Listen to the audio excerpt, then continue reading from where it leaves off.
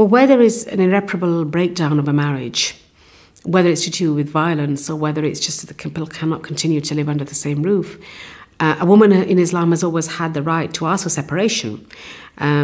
Just because the word talaq isn't used doesn't mean that she cannot ask for separation, or in some cases even annulment of a marriage. But divorce is not seen as something to be taken lightly. And we all know that, at least within Sunni law, once a couple are divorced, they cannot remarry until they go certain criteria and certain conditions. So, on the one hand, I would argue that divorce is not to be taken lightly. On the other hand, there is nothing in Islam, really, Islam itself as a faith, I'm not talking about as a culture, that stigmatizes a divorced woman.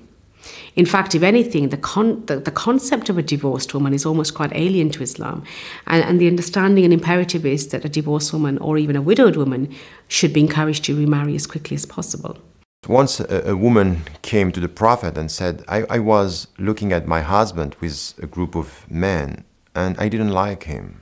So I'm scared to do something which is not going to please God. And he asked her, do you want to leave him? She said yes. And he asked her, are you ready to give back the garden he gave you, which was the mahr when you got married? She said, I am ready to give him this and more even. And she was divorced. On the ground of not liking him, at one point there is something which was in her heart. I don't love him, I don't like him. So if this is possible, if it was possible, we have to understand that, and it's what we call in Arabic al-khula, which is really the fact for a woman to ask for the divorce. I think it's really important to understand that coming from women is possible on many grounds when, in fact, you cannot just bear this marriage. Yes, it's not the first thing to do.